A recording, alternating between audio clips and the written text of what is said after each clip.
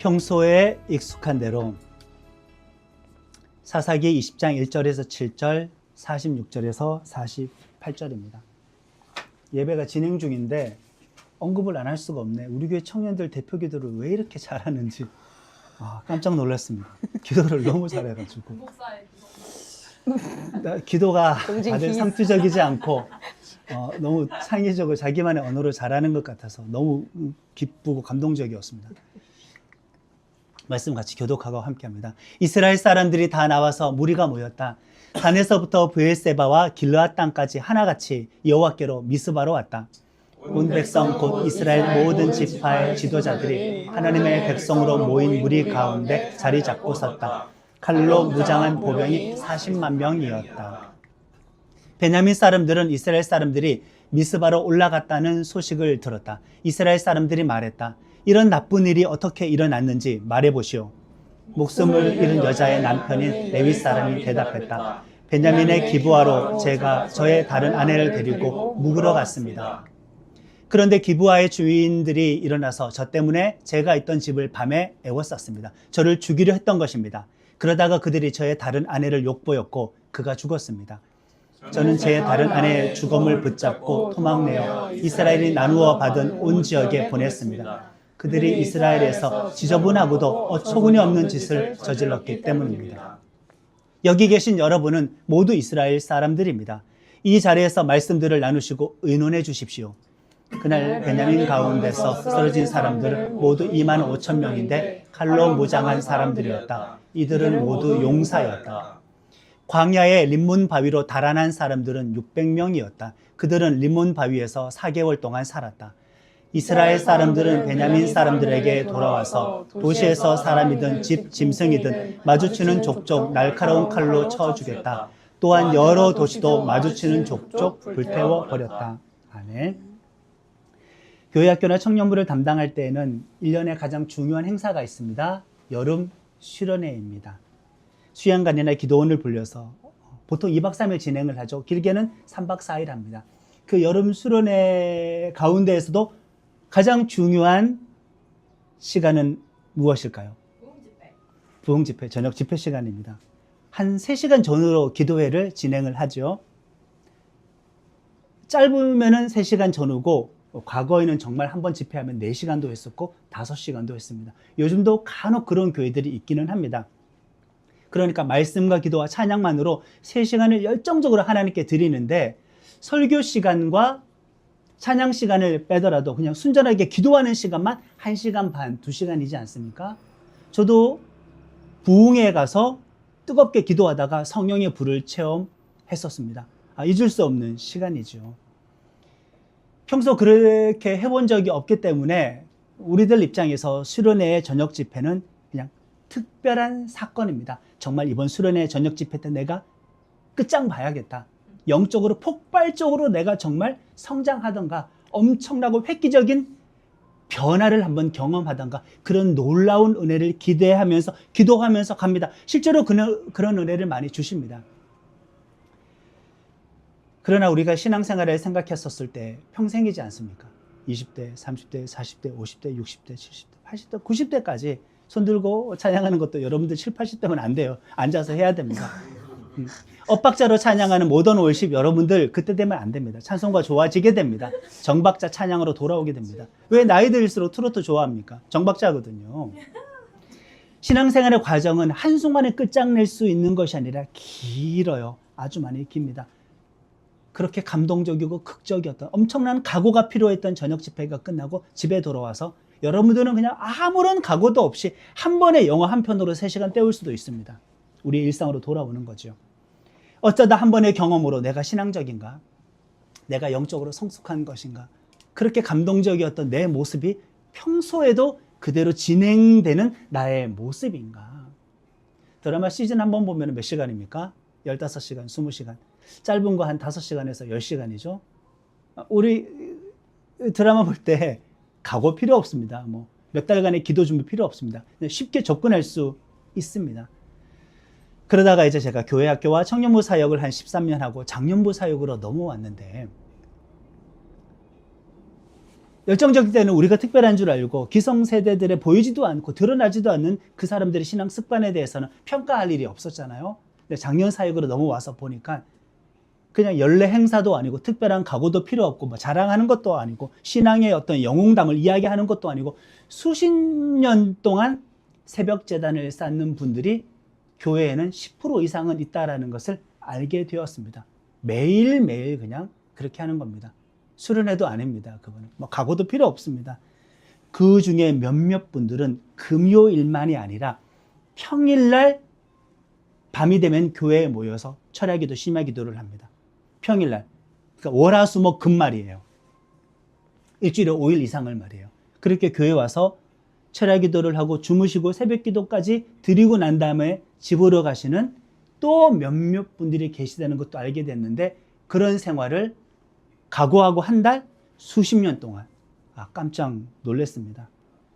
그들보다 유창한 언어로 제가 기도는 잘 할 수 있고 신학을 배워서 말씀은 잘 가르칠 수 있는데 평소에 나의 모습은 세상적이고 육적이고 그분들의 평소의 모습이 오히려 신앙적이구나라는 것을 알게 되었습니다. 그러니 목회자가 결코 평신도들, 그 말도 사라져야죠. 성도들보다 뛰어날 것은 지식만 있지 신앙적인 태도에서 직분 자체가 우월감을 주는 것은 전혀 없다는 것을 알게 되었죠. 그런 분들이 계시는 교회가 과연 무너질까? 과연 약해질까? 몇몇 교회들은 큰 문제가 있기도 하지만 그런 분들이 계시는 교회가 과연 무너질까?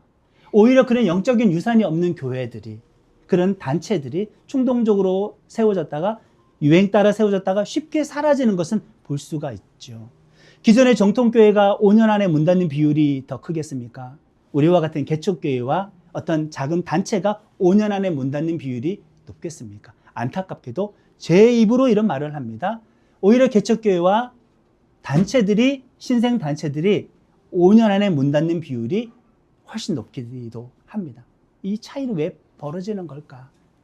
영적인 유산 무시할 수가 없죠. 날마다 숨쉬는 순간마다 하나님과 동행하고 헌신했던 그 흔적을 우리가 쉽게 지울 수가 있겠습니까? 자, 그렇다면은 사사기 시대의 사람들은 하나님께 기도하고 예배하는 것이 특별한 행사였을까요? 일상적인 모습이었을까요? 우리가 계속 사사기 말씀을 배우고 있지 않습니까? 그들에게 익숙했던 것은 신앙적인 것이 익숙했을까요? 세상적인 것이 익숙했을까요? 사사기 맨 마지막 장, 맨 마지막 절까지도 반복해서 나오는 표현이 있습니다. 거의 사사기의 주제 구절과도 같아요. 사람들은 자기 소견에 옳은 대로 했다. 쉬운 말로 자기 생각에 옳은 대로 했다. 더 쉬운 말로 지 맘대로 살았다. 이것은 사사기에서 반복되고 있어요. 그 말은 사사기 시대의 사람들은 평소에 삶이 신앙적이지 않았다라는 거예요. 그들이 어쩌다 기도하는 것은 말 그대로 어쩌다가, 그들이 회개했던 것은 말 그대로 어쩌다가 특별한 사건 앞에서만 그렇게 했다는 겁니다. 말씀 듣고 순종하고 하나님께 기도하고 예배하고 성령님의 감동적인 인도함을 받는데 전혀 익숙한 사람이 아니었다는 거죠. 오히려 더 서툴렀어요. 그냥 내 마음대로 사는 것이 원체 익숙했습니다. 예수 믿는 우리는 무엇이 나의 일상이고 어떤 모습이 내 평소의 모습인가? 수련회 부흥회 때 집회하고 온 엄청나게 각오하고 은혜 끝장 봐야겠다라고 각오하고 하나님께 몰입했던 그게 내 평소의 모습인가? 아니면 나의 특별한 시점의 모습인가? 내 평소의 모습은 하나님과 가까운가? 하나님과의 거리가 먼 것인가? 사사기 시대의 말씀 참 참고되지 않습니까? 오늘 말씀은 이스라엘 백성들이 정말 오랜만에 연합했습니다. 정말 오랜만에 하나님의 뜻을 구하고 정말 오랜만에 어떤 하나님의 일을 진행하려고 합니다. 표면적으로는 그렇습니다. 표면적으로는 하나님 앞에 하나님 안에서 하나님의 일을 진행하려고 합니다. 근데 해봤어야지. 해봤어요. 평소 안 하던 일을 하려고 하는데 그게 정상적으로 진행이 되겠습니까? 끔찍한 살인사건 앞에서 이스라엘 12지파가 시체 토막을 받고 분노가 폭발해버려가지고 온 이스라엘이 그냥 가나안 땅의 중심지에 있는 미스바에 모였습니다. 그 성소가 있었거든요. 성소는 실로에도 있었고 미스바에도 있었고 베델에도 있어요. 이 자체가 율법을 어긴 겁니다. 유일한 성소는 법궤가 있는 실로여야 되는데 본인의 필요에 따라서 성소를 막 만들어 버린 거죠. 우상 숭배 방식을 채택한 겁니다. 하나님께 나를 맞추어서 가기보다 내가 있는 곳에 하나님을 맞추어서 성소를 만들어 버렸죠. 변두리 요단강 건너편에 있었던 지파들까지도 다 소집을 했는데 잘 기억해 보세요. 우리가 사사기 쭉 말씀을 들었을 때 온 이스라엘이 연합해서 모였던 적이 있었나요? 없었어요. 자기들끼리 전쟁을 하기도 했어요. 서로 죽이기도 했어요. 또는 이쪽 지파의 전쟁에 대해서 관여하지 않기도 했어요. 소집하려고 했는데 소집을 받지도 않았어요. 그리고 사사가 등장해서 소집을 했다고 해도 그 주변에 있는 몇몇 지파만 모였어요. 그러니까 사사기 끝날 때쯤 돼가지고 온 이스라엘이 연합한 사건이 발생을 했는데 이렇게 연합 행사 해본 적이 없었어요. 서툴 수밖에 없죠. 가나안 중부 미스바의 여호와 앞에 모였다라고 성경은 기록하고 있지만은 이 여호와 앞에 모였다라는 것은 사실 그렇게 긍정적인 표현으로 볼 수는 없습니다. 어떤 신실한 표현이 아니에요. 그러니까 성소 앞에 모였다는 거예요. 거기에 법궤를 만약에 가지고 왔으면 하나님의 언약궤 앞에 모였다는 그 뜻이 되는 겁니다. 또 하나, 전쟁을 앞두고 관례적으로 신 앞에 모이는 그 관례적인 표현이라고 할 수 있습니다. 자, 지금이 사사기 사건의 마지막입니다. 병사가 소집이 되었습니다. 칼 든 사람들만 40만 명. 그러나 다짜고짜 전쟁을 할 수는 없잖아요. 아내가 살해당한 그 시신 조각을 보낸 레위인을 불러다가 사건의 자초지정을 묻습니다. 도대체 무슨 일이 일어났느냐? 레위인은 첩과 함께 베냐민 지파 기브아에 숙박하러 갔다가 동네 불량배들에게 당했던 그 일들을 상세하게 설명을 합니다. 5절을 함께 합니다. 저를 죽이려 했던 것입니다. 그러다가 그들이 저의 다른 아내를 욕보였고 그가 죽었습니다. 여기서 레위인은 진실만 이야기했을까요? 거짓을 섞었을까요? 거짓. 발견하셨습니까? 기브아 사람들이 레위인을 죽이려고 했습니까? 아니었잖아요. 레위인에게 성범죄를 저지르려고 했습니다. 그리고 그 기브아 불량배들이 레위인 아내를 내어달라고 그 불량배들이 요청을 했습니까? 자기가 살려고 자기 아내를 불량배들에게 레위인이 넘겼습니다. 레위인이 넘겼단 말이에요. 거짓말을 하고 있는데 죽은 사람은 말이 없다고 이 한 사람 말만 믿을 수밖에 없겠죠. 자기 잘못은 이야기하지 않았고 이 지금 거짓과 진실을 교묘하게 섞어가면서 왜곡을 하고 있습니다. 지금 세상 마찬가지죠. 우리가 그래서 판단하기 참 힘들어합니다. 무엇이 진실인지 거짓과 진실이 섞이고 왜곡되고 다 속아 넘어가고 선동당하기 쉽습니다. 사실 가장 큰 책임은 레위인에게 있잖아요. 레위인에게 있습니다. 이제 와서 본인이 무슨 하나님을 위해서 거룩한 일을 해야 되겠다. 이스라엘을 위해서 하나님 기뻐하시는 일을 해야 되겠다라고 성직자 행세를 지금 하는 겁니다. 어떻게 이스라엘에 이렇게 더럽고 끔찍한 사건이 벌어질 수 있냐? 끔찍한 살인 사건이 벌어졌는데 우리가 두고 볼 수 없지 않냐? 너희들이 한번 의논하고 어떤 게 처리할지 결정을 내려달라. 여기 와서 성직자 행사를 하고 있습니다. 제대로 성직자 행사 했으면 평소에 첩도 드리지 않았겠죠. 이거는 이스라엘의 거룩한 회복을 위한 신앙심은 아니었습니다. 그리고 하나님에 대한 어떤 사명감, 순종하려고 하는 마음도 아니었습니다. 내가 사랑했던 그 여인에 대한 그리움과 사랑 때문도 아니었습니다. 자기가 내어줬잖아요. 개인적인 수치심과 복수심을 갚기 위해였습니다. 자, 평소 이스라엘은 거룩한 회복을 위해서 연합 행사를 해본 적이 없어요. 익숙하지 않습니다. 그러니까 일 처리하는 방식을 우리가 앞으로 보게 될 텐데 지금 이 모임이 소집되고 이 회의가 진행되는 모든 과정 가운데 하나님은 개입하지는 일단 않고 있습니다. 사건 이야기를 다 듣고 이스라엘 백성들이 결정을 내립니다. 곧바로 싸우기로 결정을 합니다. 자, 병력을 각 지파마다 그 지파 인구의 10분의 1씩 차출해라.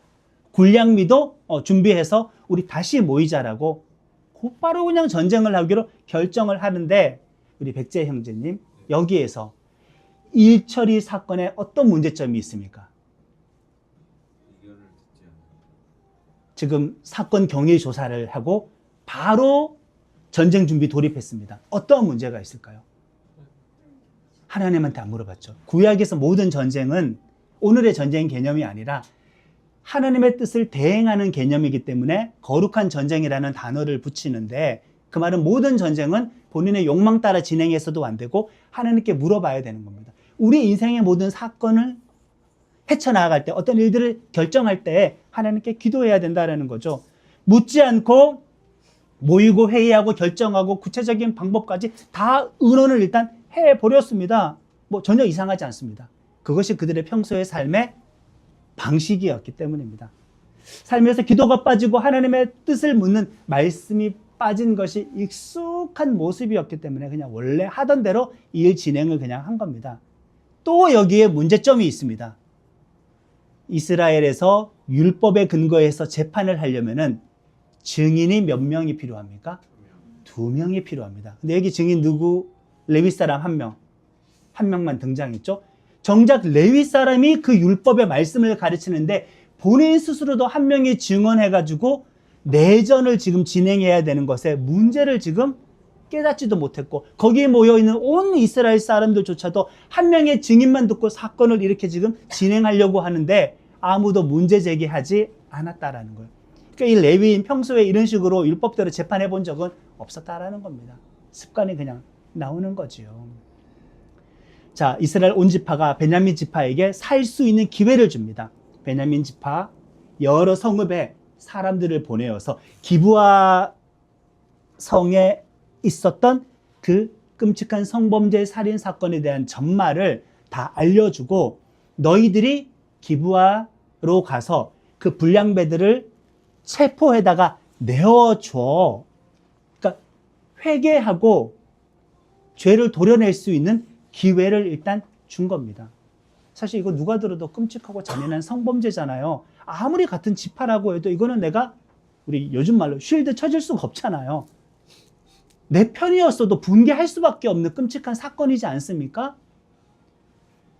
그런데 이 기브아 사람들이, 이 소속된 베냐민 지파가 어떻게 했냐면은 범인을 색출하고 이 범죄를 수사하는데 협조하지 않고 그냥 거절해버립니다. 그리고 오히려 군대가 몰렸다는 소식을 듣고 기브아를 돕기 위해서 베냐민 지파 여러 성읍에서 군인들이 차출되어서 기브아 성읍으로 합류를 했어요. 싸우기로 한 겁니다. 그냥 완전 나라가 엉망이 되어버렸죠. 죄악을 도려내면 될 것을 오히려 보호하기 위해서 전쟁을 하는데, 이런 실수 우리는 하지 않을까? 혈연에 엮여 있고 지연, 학연에 엮여 있고 같은 진영이라고 해서, 같은 공동체라고 해서 그 죄를 덮어주고 보호해 주려고만, 또 편들어 주려고만 하는데, 그러다가 큰 징계 맞을 수 있다라는 사례를 오늘 보여주고 있습니다. 40만 명 대 이제 베냐민 지파의 싸움입니다. 기브아에서 일단 700명 나왔습니다. 기브아에서 700명 나왔고, 다른 베냐민 지파에서 2만 6천 명 나왔습니다. 40만 명 대 2만 6,700명. 병력의 차이는 한 15배 가량입니다. 이 일이 여기까지 오는 동안 베냐민 지파 누구도, 이스라엘 온 지파 누구도, 아무도 이 사태에 대해서 하나님께 어떻게 처리해야 될지 기도하지 않고 있습니다. 얼마나 기도하는 게 낯설었으면 이렇게 되었을까. 전쟁을 코앞에 두고 처음으로 하나님께 물어봅니다. 물론 이것은 고대 군동의 관례적인 행사이기도 합니다. 우리 18절의 말씀을 한번 읽겠습니다. 하나님께 여쭈었다. 맨 먼저 싸울 사람은 누구입니까? 유다가 맨 먼저여야 한다. 고대 근동 모든 나라는 전쟁을 하기 전에 신을 쳤습니다. 그래서 하나님께 물었던 겁니다. 그러나 이거 참된 기도가 아닙니다. 자, 가장 힘이 강한 유다 지파부터 선공을 하라는 하나님의 응답을 들었습니다. 표면적으로는 하나님께 기도하고 응답받은 것처럼 보입니다. 그런데 1차 공격의 결과는 성공이었을까요? 실패였을까요? 짐작하기로 실패했습니다. 기도하고 기도 응답받았는데 실패했다. 오히려 이스라엘 연합군에서 2만 2천 명이 전사했습니다. 대패한 것입니다.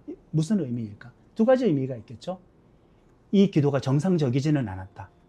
진짜 하나님께 기도한 것인가? 자기들이 정답의 결론을 내려놓고 그냥 쉽게 응답을 말을 해버린가? 것은 아닌가? 또 하나, 지금 베냐민이 죄인이어서 패배해야 되지만 오히려 공격자가 패배했죠. 그 말은 하나님의 백성 전부가 패배해야 마땅한 죄인이다라는 겁니다. 여기서도 우리에게 교훈을 줍니다. 우리는 정죄하고 비난하길 좋아합니다. 나보다 더 악한 사람을 골랐을 때 상대적으로 나는 당연히 선하게 보이니까 분노가 끓어오릅니다. 뉴스를 볼 때마다 저놈들 진짜 다 제거해버려야 되는데 막 나는 아닌 것처럼 그런 태도를 우리가 취하고 있지는 않는가. 근데 이 말씀 정황에서는 죄를 도려내기 위해서 기도하고 응답받고 공격한 공격자 측이 패배를 했다. 무슨 의미? 얘도 죄인인데 너도 죄인이다. 얘도 하나님 앞에 믿음 패배했지만 너희들도 하나님 앞에 믿음 패배한 것이 아니냐. 그 뜻이 되는 거죠. 기도에도 문제가 있습니다. 구약에서 하나님, 다른 말로 신, 영어로 God, 엘로힘, 이거는 고유명사가 아니라 그냥 보통 명사예요. 우리가 그냥 신할 때 그 의미입니다. 그러니까 하나님께 진짜 기도드린 게 맞을까? 이거 정말 하나님의 응답이 맞을까? 이미 정답을 정해놓고 형식적으로 기도한 것은 아닌가? 평소 하나님과 인격적인 기도를 했었을까? 그런데 이 기도는 왜 틀렸을까? 많은 사람들은 하나님과 인격적인 관계를 평소에 맺지 않고 있다가 위기의 상황이 오면은 이미 본인이 정답을 정해놓고 하나님께 기도하려고 하는 경향이 강해집니다. 평소 하나님과 기도의 교제가 없었으면은 하나님께 기도할 때도 내 의견과 뜻이 반영이 되도록 우리가 기도할 때가 너무나 많이 있습니다. 그래서 연례 행사를 기도해서 내 믿음이 갑자기 하나님과 가까워지기를 폭발적으로 내가 영적으로 성숙하기를 바라는 것은 물론 그런 은혜 주실 때도 있지만 우리가 그런 요행만 바라서는 안 되겠지요. 1차 공격에서 패배한 이스라엘 백성들이 미스바로 모였습니다. 그 결과는 울고불고 난리가 났습니다. 지금. 날이 저물도록. 처음부터 울면서 기도 먼저 하고 결정했으면 좋았을 것을. 그리고 이제 여호와 하나님에 대한 기도 내용도 약간 수정이 들어갑니다. 다시 기도합니다. 23절 함께 합니다. 여호와께 여쭈었다. 우리 형제 베냐민 사람들과 싸우러 다시 나아가야 합니까? 그들이 있는 대로 올라가라. 아멘. 이미 실수를 저질러 놓고 이제서야 뒤늦게 하나님께 올바른 질문을 하는 겁니다. 다짜고짜 전쟁 준비 들어가서 누가 먼저 성공을 할까요? 하다가 우리 형제와 싸우러 가야 됩니까? 말아야 됩니까? 금식도 있었고 통곡도 일단 있었습니다. 미스바가 사사기가 끝나고 사무엘 시대로 넘어가면 회개와 부흥의 장소가 되는데 사사기 시대에서의 이 미스바의 의미는 패배와 통곡과 눈물의 장소가 됩니다. 같은 장소가 이렇게 달라지는 거죠. 두 번째 기도하고 응답받고 2차 공격을 진행합니다. 이번에도 이스라엘의 연합군들은 18,000명이 사망하고 패배했습니다. 납득하기가 어렵습니다. 납득이. 분명히 잘못한 것은 베냐민 지파가 맞는데 어떻게 이스라엘이 자꾸 대패할 수 있을까? 더 확실해지죠. 하나님의 응답인지도 모를 일이고 평소 기도를 안 했기 때문일 수도 있고 정답을 정해놓고 기도했을 수도 있습니다. 사사기 후반부로 오면 하나님이 침묵한다고 이야기했는데 이상하게 오늘 본문은 끝자락인데도 기도하는 족족 응답하시네? 진짜 기도가 맞을까? 정말 하나님의 응답이 맞을까? 맞다고 하더라도 모두가 죄인이기 때문에 이런 사건이 벌어진 거죠. 두 번째 패배하고 더 울고 금식하고 난리가 났습니다. 26절과 8절의 말씀을 함께 합니다. 저녁까지 금식했다. 다 태우는 제물과 평화 제물을 여호와 앞에 바쳤다. 우리 형제 베냐민 사람들과 싸우러 다시 나가야 합니까? 그만두어야 합니까? 올라가라. 내일 내가 그들을 너희 손에 넘겨주겠다. 아멘. 대패하고 백성들 다시 모였습니다. 두 번 패배했습니다. 그제서야 하나님과의 관계가 문제였음을 인식합니다. 기도의 내용이 약간 달라집니다. 일단 온 백성이 울면서 금식하고 예배까지 드립니다. 제사까지 드리고 예물도 드립니다. 그리고 언약궤 앞 여호와 앞에서 기도를 하는데 기도의 내용이 수정이 되었습니다. 싸울까요? 그만둘까요? 순서가 달라졌죠. 처음에는 바로 전투 준비 들어갔다는 말이에요. 누구부터 공격할까요? 기도했는데 기도 순서가 뒤바뀌었습니다. 영적인 질서가 무너진 것이죠.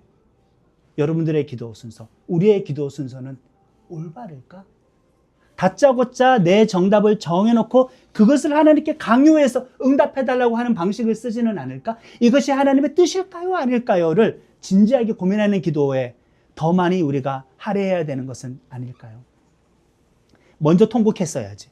먼저 금식했어야지. 먼저 예배했어야지. 먼저 하나님께 할지 말지, 하나님의 뜻에 부합한지 아닌지 먼저 기도했어야지. 그러니까 기도가 1번, 2번, 3번이 있는데 순서는 3번, 2번, 1번이 되었어야 마땅합니다.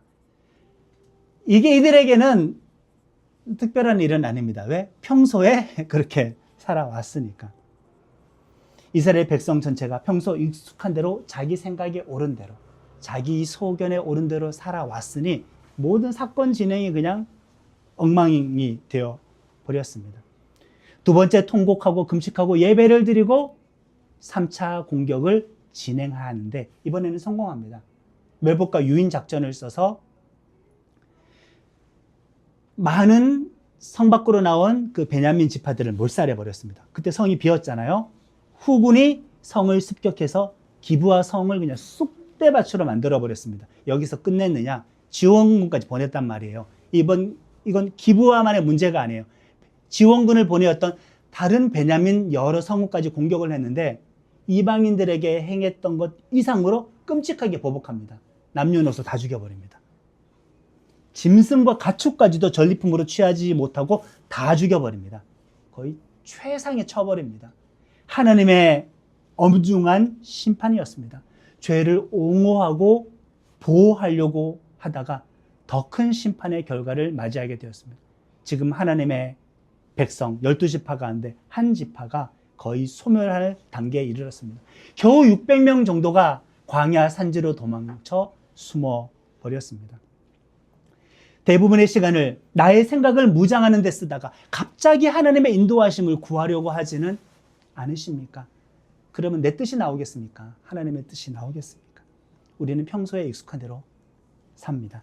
삶의 모든 순간을 하나님과 관계 안에서 진행해야 합니다. 하나님과 소통하는 것이 낯선 일이 아니라 하나님과 소통하는 것이 너무 익숙한 일이 되어야만 합니다. 성령 충만받고 은혜 받는 일이 어쩌다가 발생하는 뜻하지 않을 사건이 아니라 일상 속에서 지속되어야 되고 반복되어야 될 사건입니다. 평소에 그런 은혜가 있기를 소망하고 일상 속에 그런 은혜가 있기를 소망합니다. 여기에 예배드리는 한 사람 한 사람이 하나님께서 개입하셔서 그 사람을 이끌어 가실 때 이질적이다, 낯설다 이런 느낌 하나님께서 받아서야 되겠습니까? 너무 익숙하다. 얘가 나를 따라오는 것에, 얘를 통하여 나의 뜻을 펼치는 것에 내가 너무 익숙하다. 나라는 성전, 하나님이 가시방석처럼 앉아있는 낯선 장소로 만들지 않고 예수님께서 내 안에 사신다는 우리가 찬양도 했는데 주님께서 내 안에 거하시기에, 동행하시기에, 나를 이끌어 가시기에 너무 익숙할 수 있도록 우리의 마음밭을 하나님이 익숙한 장소로 만들어 가기를 예수님의 이름으로 축복합니다. 아멘. 아멘.